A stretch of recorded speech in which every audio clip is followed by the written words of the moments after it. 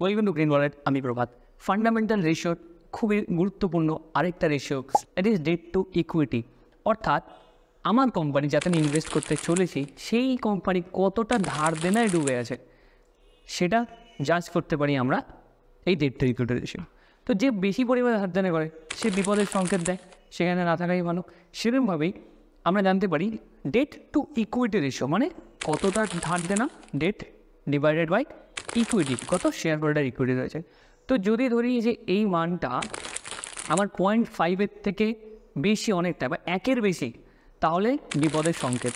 কারণ যদি ধরি কোম্পানির ভ্যালুয়েশন 1000 টাকা আর কোম্পানির টোটাল ডেট, অর্থাৎ সেটা শর্ট টার্ম ডেট হতে পারে, লং টার্ম লাইবিলিটিস হতে পারে, সব ধরনের ডেট মিলিয়ে যদি তার ধরো 2000 টাকা ধার দেনা রয়েছে, তার মানে কি আমার 1000 টাকার ভ্যালুয়েশন, 1000 টাকার শেয়ার হোল্ডার ইকুইটি আর 2000 টাকার ধার দেনা, তো আমার কত আসবে রেশিওটা? 2000 ডিভাইডেড বাই 1000, অর্থাৎ 2 বিপদের সংকেত। ঠিক যদি এমন হয় যে 500 টাকা ধার দেনা করেছে মোটে, মানে 200 টাকা, 300 টাকা, 100 টাকা এরকম করে করে 500 টাকা রয়েছে আর ইকুইটি হচ্ছে টোটাল 1000 টাকা, তাহলে আমার কত আসবে? 500 ডিভাইডেড বাই 1000, অর্থাৎ 0.5। ইট মিনস দ্যাট 50% ইকুইটির ডেটের জড়িয়ে রয়েছে সেই কোম্পানি।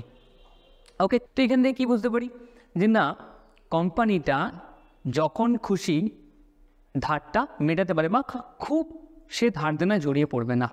তো এই হচ্ছে ডেট টু ইকুইটি রেশিও। এটা ডিপেন্ড করছে বেশিরভাগই সেক্টর ওয়াইজ, কোন সেক্টরে কার বেশি থাকবে, কখন কার কম থাকবে। আমি প্রথম থেকে একটাই কথা বলি যে যখনই অ্যানালাইজ করি যে কোনো কোম্পানি, তার সেক্টরটা ভীষণ ম্যাটার করে। আমি আইটি সেক্টরের কোনো কোম্পানির সাথে আজকে মেটাল মাইনিং বা অয়েল কোম্পানির কাউকে কিন্তু কম্পেয়ার করতে পারি না। আমি সেই প্যারামিটারে করব যেখানে পুরো ইন্ডাস্ট্রিকে করছি। তো এই ছিল debt to equity ratio, fundamental ratio. এই প্লেলিস্টটা চেক আউট করতে বলো না কোনো স্টককে ভালোভাবে অ্যানালাইজ করার জন্য। তো এরকমই সহজ বাংলায় ফাইন্যান্সিয়াল নলেজ পেতে চ্যানেলটিকে সাবস্ক্রাইব করো এবং ইনস্টাতেও আমরা অ্যাভেলেবেল রয়েছি, তো সেখানেও ফলো করতে বলো না।